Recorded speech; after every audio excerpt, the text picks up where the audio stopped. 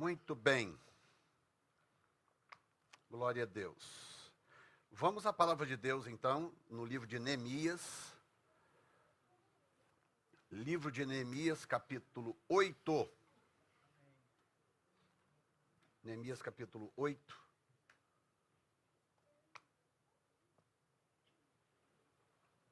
Versículo 1 em diante. Quem está acompanhando o que está acontecendo em Israel esses dias? Todo mundo acompanhando?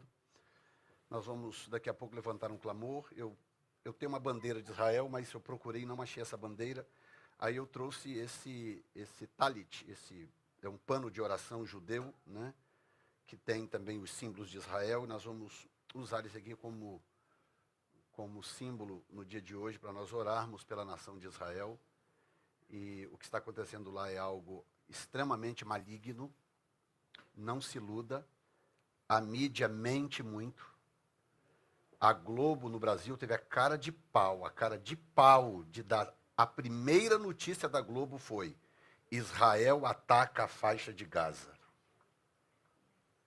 A primeira notícia reportada pela Globo do Brasil foi uma mentira de um tamanho impressionante. Que Israel só atacou horas depois de ter sido atacado.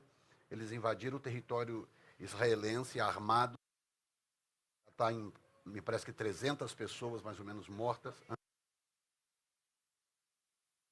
Quer que troque de microfone, Léo? Quer que troque de microfone? E já com 400 pessoas mortas, mais de 1.000 pessoas feridas, né? E isso é um jogo maligno político. Eu quero que vocês entendam isso. Porque os palestinos não têm estrutura bélica para enfrentar Israel. Israel é um dos exércitos mais bem preparados do mundo. O serviço secreto israelense treina outros serviços secretos no mundo, de nações grandes. Israel é uma referência em termos de estratégia, poder bélico e etc. Então, quando Israel reage, é um massacre. E é exatamente isso que eles querem.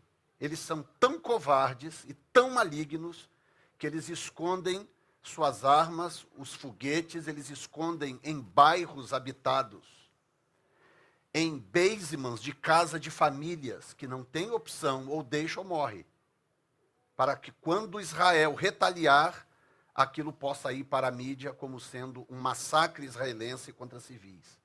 Entendeu? Então nós estamos diante de uma estrutura diabólica, maligna, exatamente como a Bíblia diz, como a Bíblia descreve. E eu estou aproveitando para fazer essa introdução para que você não caia na falácia da mídia, tá bom?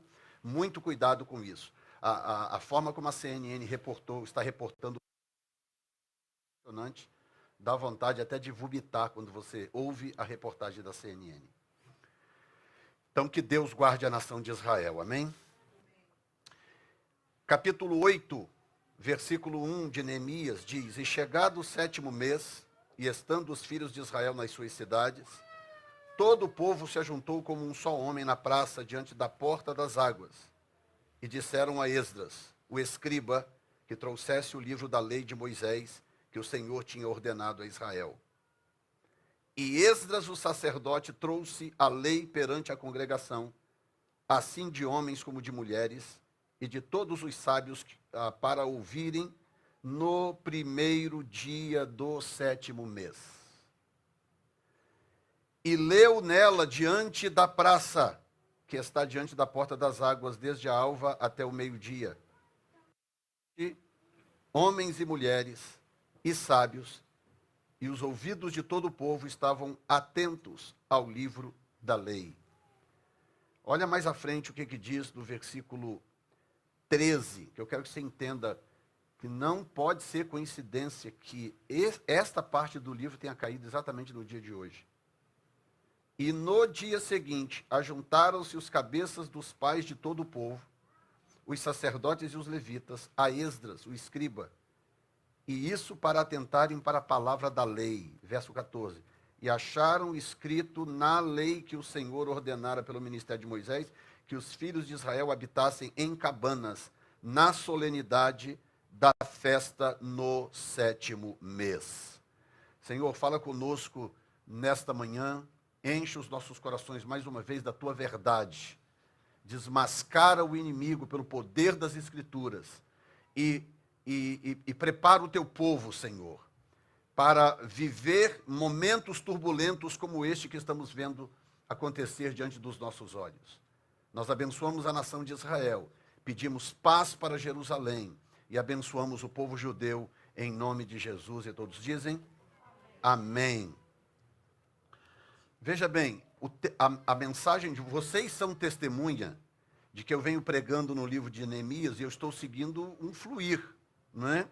Eu não pré-estabeleci que eu vou pregar esse texto no dia tal, esse capítulo no dia Y. Não. Eu venho seguindo um fluir. E hoje coincidiu de cair no capítulo 8, que é o capítulo que fala da festa dos tabernáculos, que é a festa que encerrou em Israel agora, sábado passado. E foi exatamente o dia que os terroristas escolheram, o último dia da festa dos tabernáculos, porque o povo estava habitando em cabanas, era o sábado de descanso em Israel, o povo estava desarmado, no sentido de não estar prevenido ou esperando algo dessa natureza acontecer, e de repente eles escolheram exatamente esta data. Então eu quero começar com um raciocínio com vocês, tá? Às vezes, nós não valorizamos certas coisas que Deus faz, ou o tempo de Deus para o seu povo, enquanto que o diabo sabe exatamente o valor de certas coisas bíblicas. O diabo propositalmente incitou os seus vassalos a atacar a nação de Israel no último dia da festa. A festa dos tabernáculos é considerada em Israel uma festa alegre, uma festa de gozo, uma festa de celebração. Por isso ela representa o Senhor habitando na terra no milênio. Depois da grande tribulação, quando começar o milênio de paz, esse milênio de paz, que é Cristo governando a terra, é representada pela festa dos tabernáculos. É por isso que as pessoas saem de suas casas e vão habitar em cabanas. Porque é um símbolo de Deus habitando com o seu povo. Enquanto que a festa de Yom Kippur, que aconteceu dias antes de iniciar a festa dos tabernáculos, a festa do Yom Kippur, que é a festa da expiação, é diferente. Ela é conhecida em Israel como uma festa onde você deve se contristar, onde você deve se entristecer, porque é uma festa que fala de arrependimento de pecados. E ninguém que se arrepende de um pecado está fazendo aquilo com alegria. É um momento de contrição, de tristeza, de quebrantamento, de choro. E isso é representado pela festa do Yom Kippur, ou a festa da expiação.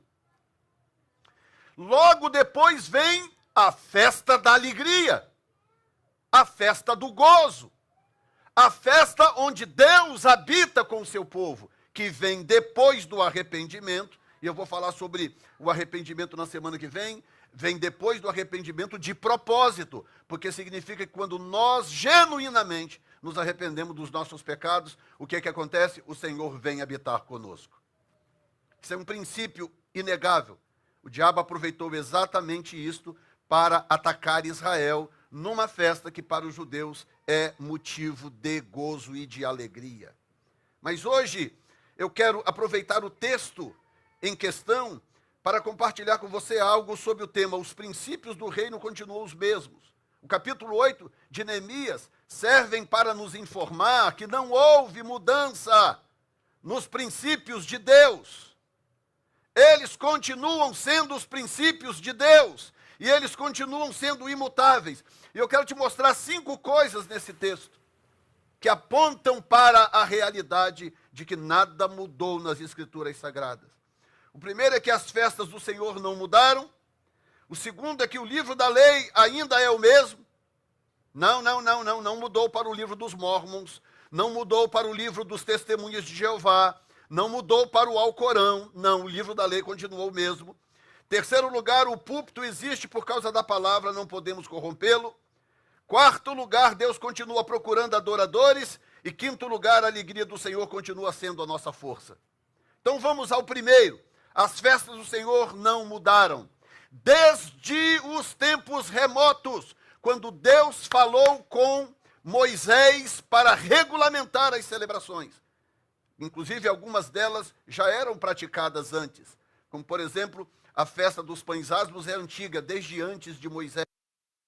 Temos uma celebração da Páscoa, como nós conhecemos depois da saída do Egito, mas nós temos um período no ano em que as pessoas comiam pães asmos. Nós temos esse registro no livro do Gênesis, por exemplo.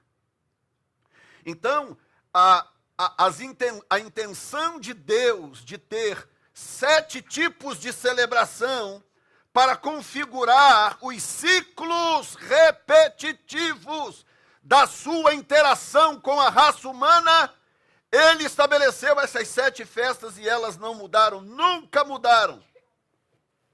Jesus não cancelou as festas. Você vê Paulo falando das festas em suas cartas.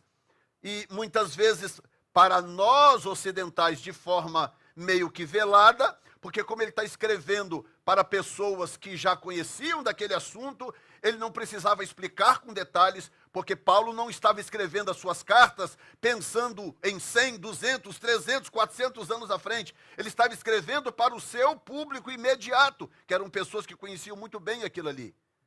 Então, quando ele fala do toque da última trombeta para o retorno do Senhor, ele sabia que todos entenderiam que ele estava falando da última trombeta tocada na festa das trombetas. E todas essas coisas apontam para nós que a mente de Deus ainda é a mesma.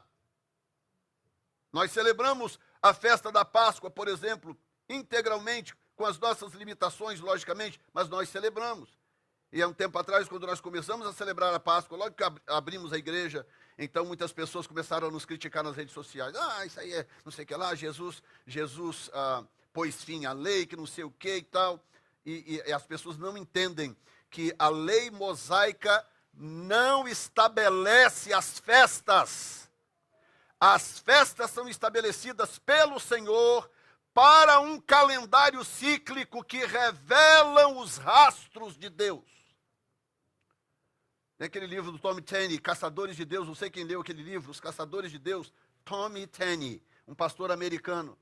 E ele traz um argumento muito interessante ao mostrar que o que nós encontramos na Bíblia, os feitos de Deus na Bíblia, não são tudo que Deus tem para ser ou para fazer ou para revelar. Aquilo ali é apenas rastros deixados por Ele para que você possa seguir esses rastros e encontrá-lo.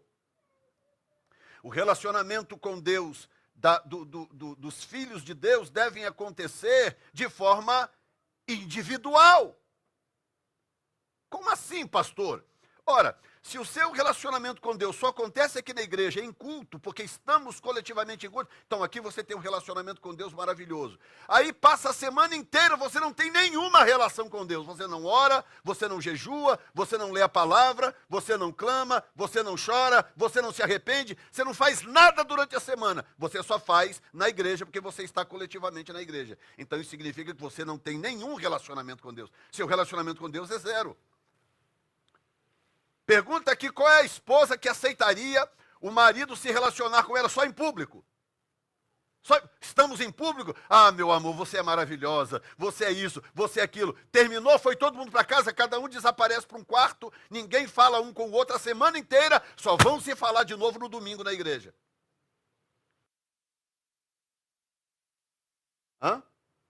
Mas vocês são exigentes, hein? Quantos homens aceitariam esse relacionamento? Não? Por que você acha que Deus aceitaria esse tipo de relacionamento?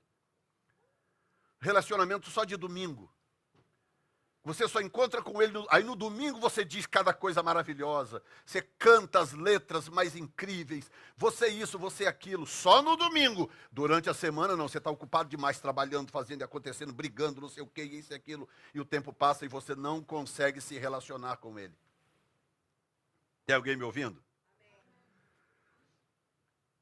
As festas do Senhor, as 7 festas do Senhor, né, que desmembrando elas viram 13, mas são 7 festas importantes. A Páscoa, a primícias, pães asmos, a Pentecostes, trombetas, e Yom Kippur, que é a festa da expiação, e tabernáculos.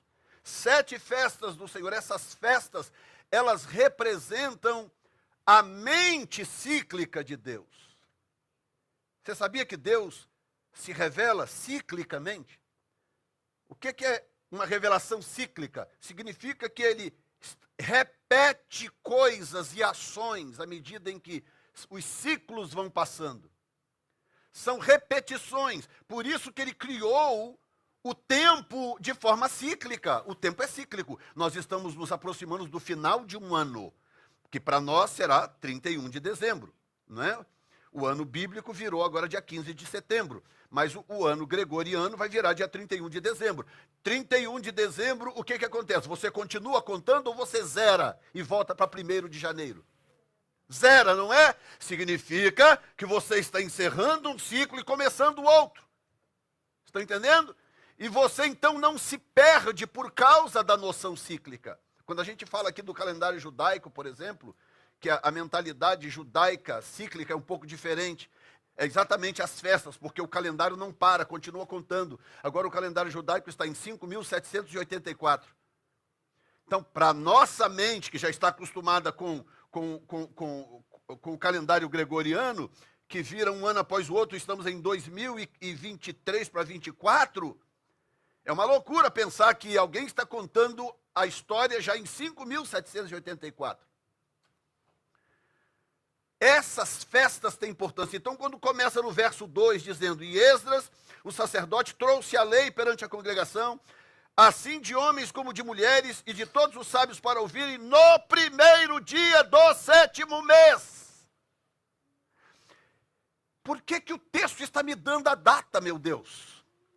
Tem nada por acaso na Bíblia, então por que o texto está me dando a data exata do dia em que eles se reuniram para ler o livro da lei? Porque essa data é a data da festa das trombetas. Essa é a data em que o ano civil vira em Israel. É o 7º mês do ano religioso, porque nós estamos falando aqui das festas religiosas. É o 7º mês do ano religioso, mas é o 1º mês do ano civil. São 2 calendários. Imagina se nós tivéssemos 2 calendários. Significa que 1º de julho, que é o nosso 7º mês, 1º de julho começaria o ano civil. Começaria o ano civil, o ano das repartições públicas, do calendário social. Embora fosse o 7º mês do calendário religioso. Dá para entender? Não é tão confuso, dá para entender, ok? Então, ao fazer isso, Deus estava conectando uma série de coisas para que o povo... Olha que coisa incrível que aconteceu em Israel. Vê se você aguenta isto. Os terroristas invadiram o território, mataram um monte de gente, criaram aquele terror terrível, fizeram isso num sábado. Você sabe por que eles fizeram isso num sábado? Porque eles sabiam que o exército não ia revidar no sábado. Você prova que você acredita realmente em algo que Deus te falou quando a sua vida está em risco e você não quebra aquele princípio. A ordem foi, vamos esperar encerrar o sábado para retaliarmos. Quando foi às 6 horas da tarde do sábado, que é quando encerra o sábado, então o exército começou a retaliar, e para quem não está acompanhando, já virou carnificina. Porque não dá para comparar o poder bélico de Israel com os palestinos, não dá realmente para comparar. Mas pensa bem, quantos não teriam chutado o balde e falar, que sábado que nada, todo mundo aí com as baionetas nas mãos e vamos atrás desses caras. Não. Vamos esperar encerrar o sábado, porque a palavra do Senhor diz que nós não podemos fazer essas coisas no sábado. Você entende agora por que em Mateus 24, o Senhor Jesus falando para o povo de Israel diz, ore para que a vossa fuga não aconteça no sábado. Quando o anticristo invadir a terra de Israel, o Senhor Jesus diz, ore para que a vossa fuga não aconteça no sábado. O que Jesus está dizendo? Orem para que eles não usem o sábado contra vocês. Isso acabou de acontecer ontem. Usaram o sábado contra eles. Agora, quem vai prevalecer nessa batalha? Quem vai prevalecer? Quem vai prevalecer é quem mantém os princípios da palavra de Deus. E isto é a nação de sempre prevalece quem mantém os princípios de Deus. Ah, se a igreja acreditasse nisso de verdade, a ponto de não, mesmo que eu corra risco, eu vou manter os princípios de Deus. Porque os princípios de Deus ainda são os mesmos. Você pode dizer amém, Jesus?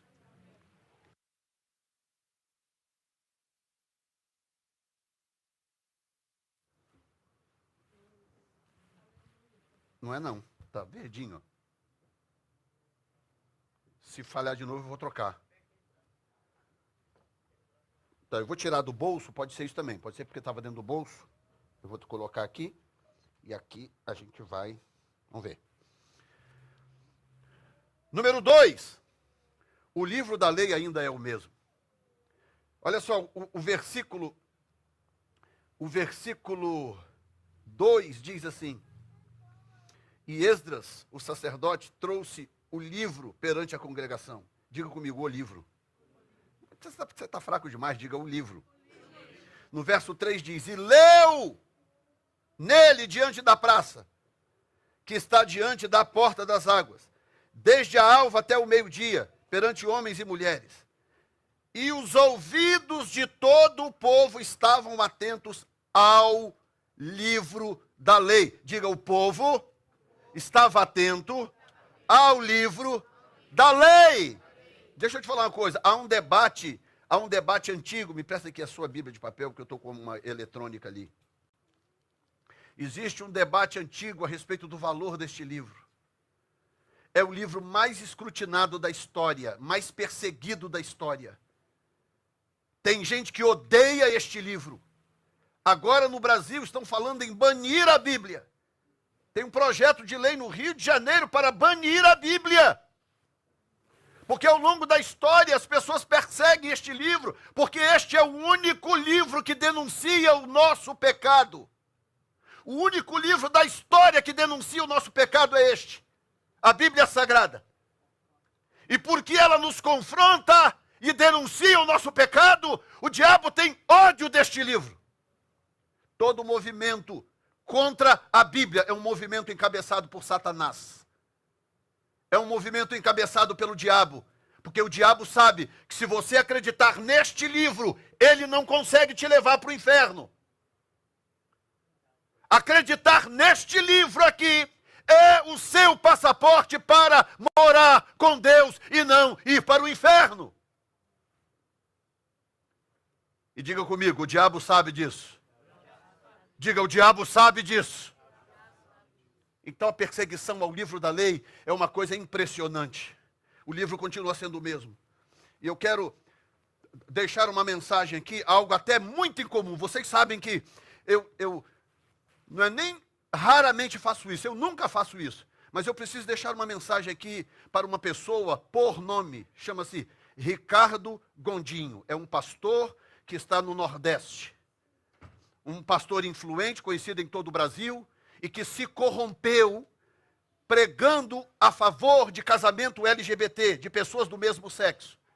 E o vídeo dele está aí se espalhando por toda a internet, falando a favor, como se fosse uma mensagem de amor, uma mensagem de tolerância, a favor de vídeos de casamentos LGBT. Olhem para mim aqui, preste atenção. Eu quero dizer para ele e para qualquer um outro que esteja tentando alterar o que diz as Escrituras só para se parecer aceitável e inclusivo numa sociedade corrompida. Eu quero dizer o seguinte, a Bíblia ainda é a mesma. Deus continua contra o homossexualismo e casamento de pessoas do mesmo sexo. Não gostou, problema seu. A Bíblia não mudou, gente. Leia Romanos capítulo 1, que Deus chama isto de abominação. Isso significa que nós não amamos pessoas homossexuais? Não, eu amo todas elas. todas elas, e é exatamente porque as amo, que eu preciso dizer que a Bíblia continua condenando o seu pecado, para que elas não vão para o inferno. Ouça as palavras deste pregador e se voltem para as Escrituras e para a Bíblia Sagrada. E cuidado com pastores e pregadores como este que torcem a Bíblia para parecer inclusivo numa sociedade corrompida. Nós não temos que adaptar a Bíblia à corrupção da sociedade. A Bíblia continua sendo a mesma. Diga comigo, a Bíblia continua sendo a mesma.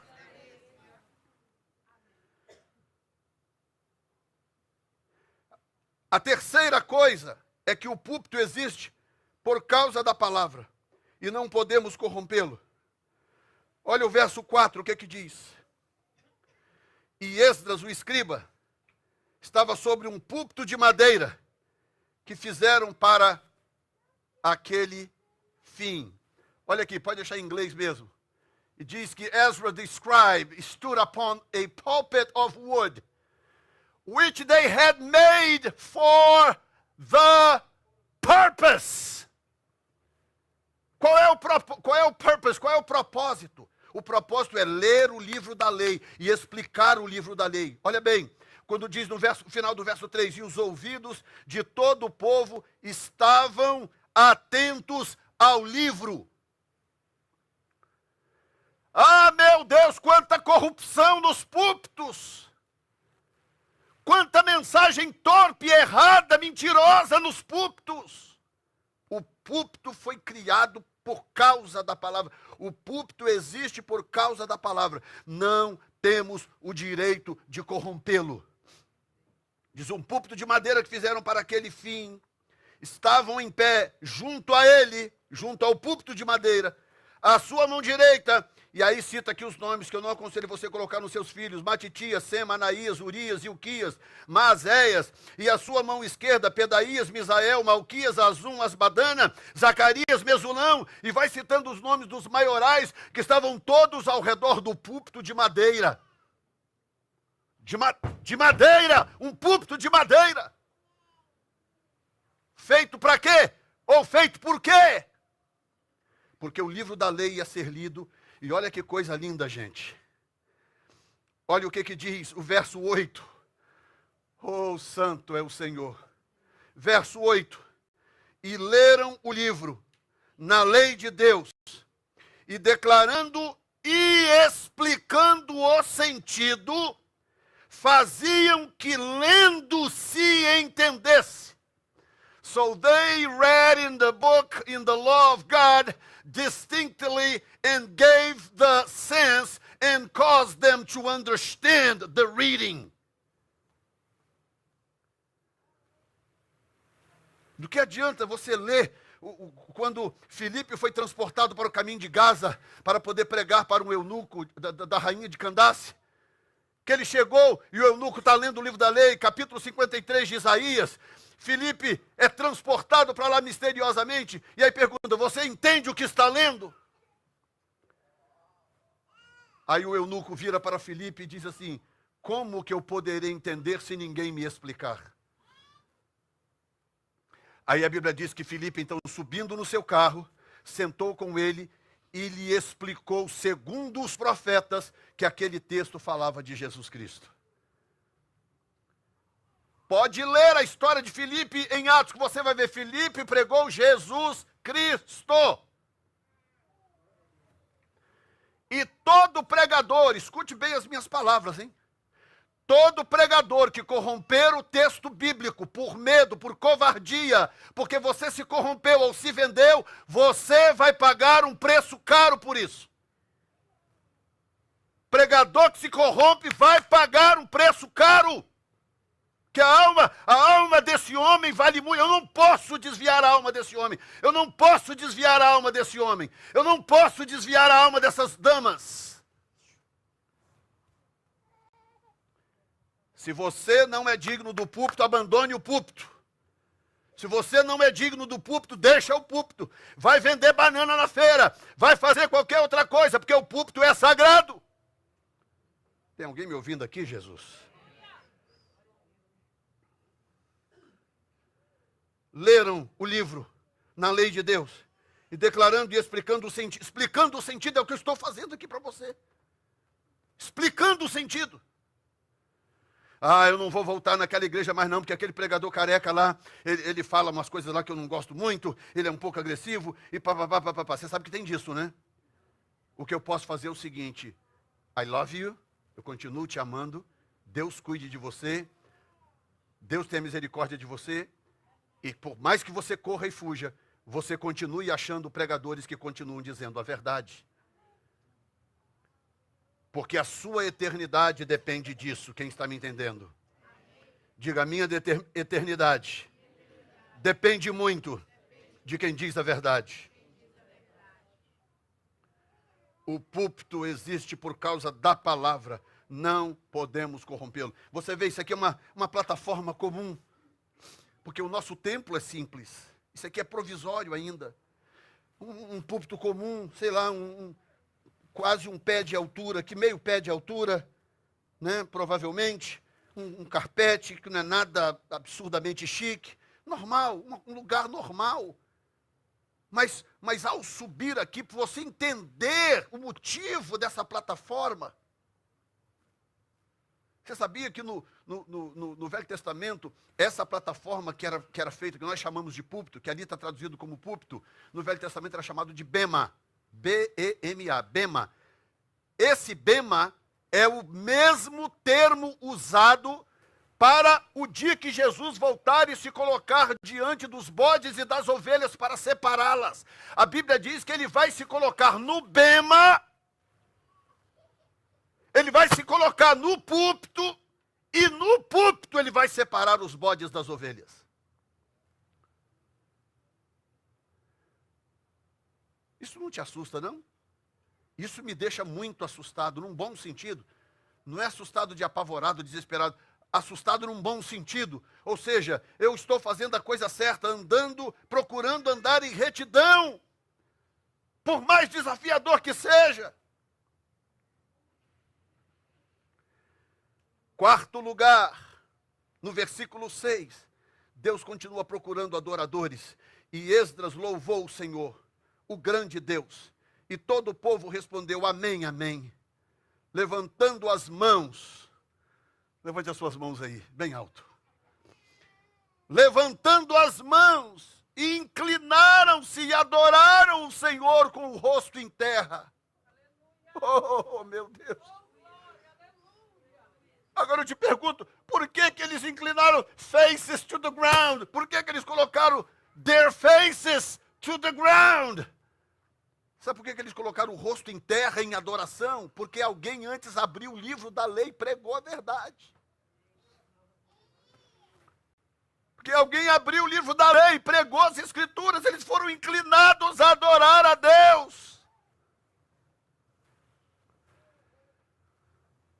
Sabe o que Romanos... Deixa eu ir lá no texto, porque eu acho que vai ser importante. Romanos capítulo 1. Para você entender o que está acontecendo com esta geração. Versículo 18. Você quer entender o que está acontecendo com esta geração? Romanos 1, versículo 18. Porque do céu se manifesta a ira de Deus sobre toda a impiedade e injustiça dos homens, que detêm a verdade e a injustiça.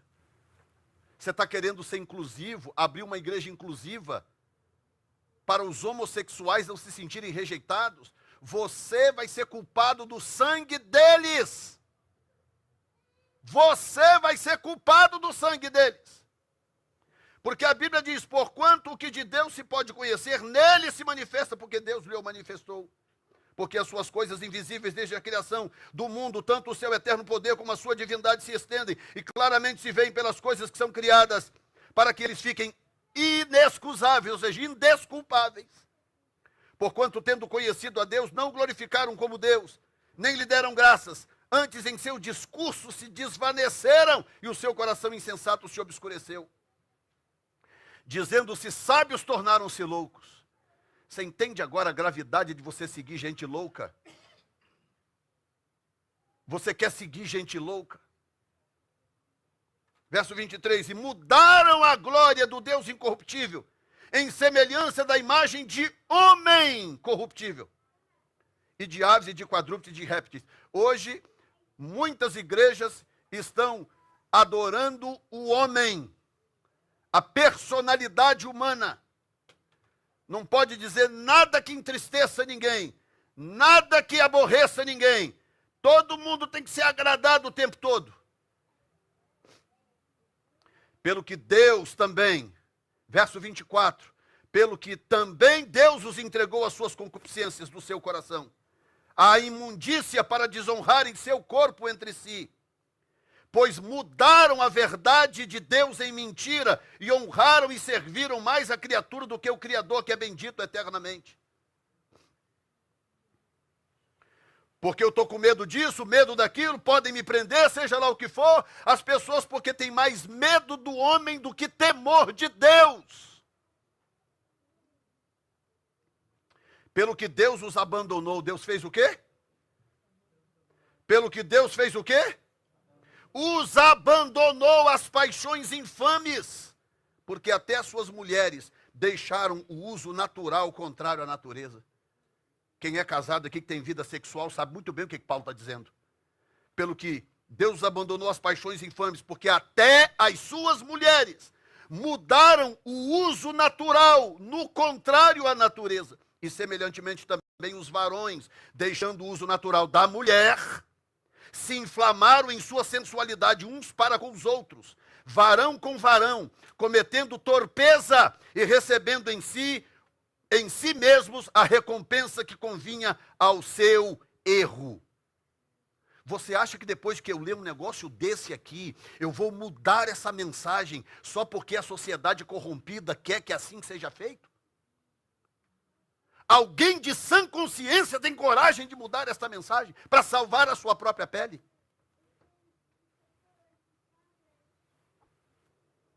Digam misericórdia, Jesus. Portanto, em quarto lugar, Deus continua procurando adoradores, como você vê aqui, e esses adoradores têm que ser adoradores produzidos pela mensagem da verdade. Jesus disse para a mulher samaritana, disse, a hora vem, já chegou, em que os verdadeiros adoradores adorarão o Pai e Espírito em verdade, porque o Pai assim os procura. O Pai procura tais que assim o adorem. Você acha que o Pai está procurando o quê? Pregadores, pastores, apóstolos, bispos, patriarcas, profetas, superprofetas? O Pai está procurando, não, o Pai está procurando nada disso. Eu sou pregador por uma consequência de ter primeiro me tornado filho dele e adorador. Ao me tornar filho e adorador, então ele me transforma em pregador. Ele não está procurando pregadores. Pregadores, ele pode usar uma mula, ele pode usar uma pedra. Ele falou para o povo de Jerusalém, se esses se calarem, as pedras vão clamar. Uma mula abriu pregadores. Procurando grandes pregadores. Não. Ele está procurando adoradores. Escute bem o que eu vou dizer para vocês. Escutem. Deixa eu tentar esse lado primeiro, depois vou ver o lado de lá. Escute bem o que eu vou dizer para você. Se você não for capaz de se prostrar por terra, colocar o seu rosto no chão e adorar o seu Criador, você estará em trouble. Tentar o lado de cá, porque o de cá não deu nem bola para mim, vocês viram, né? Você quer entrar em trouble? Não. You wanna be in trouble? Não. Se você não conseguir colocar o seu rosto em terra, prostrar-se diante de Deus, em quebrantamento, pedir perdão pelos seus pecados e adorá-lo, você estará em trouble. Porque ele está procurando exatamente quem é capaz de fazer isso. Quem é capaz de se prostrar diante dele e falar, Senhor, me perdoa. Você tem coragem de chegar para Deus e falar, Senhor, me perdoa. Sem ti eu seria um lixo. Lixo. Paulo diz, todos pecaram e separados estão da glória de Deus. Ele diz, não há um homem bom sequer, não há um sequer.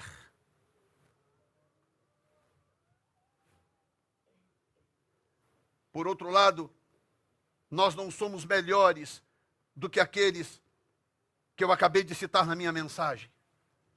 Nós não somos melhores do que os homossexuais, nós não somos melhores do que as prostitutas, nós não somos melhores do que os traficantes, do que os bandidos, nós não somos melhores. Não entenda por aí, não é por aí. É isso que Paulo quer que todo mundo entenda. Ele diz: todos pecaram e separados estão da glória de Deus. Ele está chamando o povo ao arrependimento. Se você quer conhecer a Deus, quando eu digo você, porque eu não estou pregando só para você. Nós temos quase 700 pessoas que assistem. Talvez você não saiba disso. Eu acho que a vida do seu microfone aqui deu, viu? Se rebelou contra mim. Está rebelde esse microfone. O pessoal da internet deve estar aborrecido lá. Meu Deus, o que ele disse mesmo?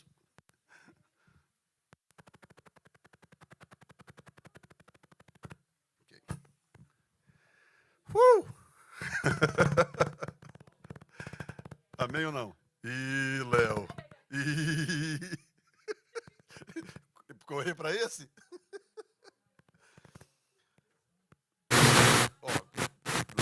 Lembra o que eu falei para vocês semana passada? Para fazer uma renovação no som. Isso é para vocês saberem que nós não estamos brincando. Obrigado aos que já ofertaram. Entrou 400 e pouco. Cadê o Doni? É isso? Entrou 400 e pouco, eu acho, mais ou menos. Mas a nossa despesa já está em 2.000 e tanto. Então, se Deus tem te abençoado, por favor, lembre-se da obra de Deus. Dê uma oferta, diga: essa oferta aqui é para o som. Para a gente acabar com essa agonia aqui, que nós perdemos alguns equipamentos, tivemos que comprar de volta e não compramos tudo ainda. Diga amém, Jesus. Levantando as mãos, verso 6, inclinaram-se e adoraram o Senhor com o rosto em terra. Rosto em terra. Agora escute só que coisa tremenda. Esse povo aqui, que eu estou lendo, estava voltando de um cativeiro de 70 anos. 70 anos. E esse povo foi para o cativeiro exatamente porque desprezou este livro que eles estavam lendo agora. E eles foram para o cativeiro, muitos morreram no cativeiro, e agora essa nova, porque 70 anos, meu filho, essa geração é a nova geração. Talvez pouquíssimos que realmente voltaram, porque os que voltaram já eram uma nova geração. Tanto que a mensagem de Neemias e de Esdras para o povo é exatamente isso: não façam o que os vossos pais fizeram. Não façam o que os vossos pais fizeram. Antes, sirvam a Deus, obedeçam a Deus, respeitem a lei de Deus. E agora eles estão com o rosto em terra. Sabe o que é isto? E quando diz terra aqui, não é carpete, não. Esse carpete maravilhoso aqui, isso aqui, precisar lamber isso aqui, eu vou lamber, não tem problema não. Bota comida aqui que eu como aqui, comida aqui no chão. Isso aqui é inexplicavelmente mais limpo do que o que nós estamos dizendo aqui. Rosto em terra era uma poeira, um bairro amarelo, meio avermelhado, aquele poeirão.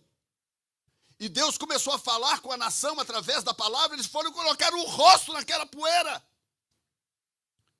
Colocaram a testa no chão e começaram a clamar a Deus, pedir perdão pelos seus pecados. Eu quero que você fique de pé por um minuto.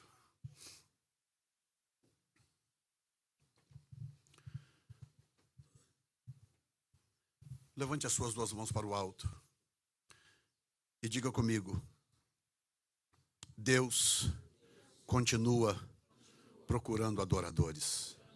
E diga: Senhor, me permita ser um desses adoradores. Transforma-me num adorador.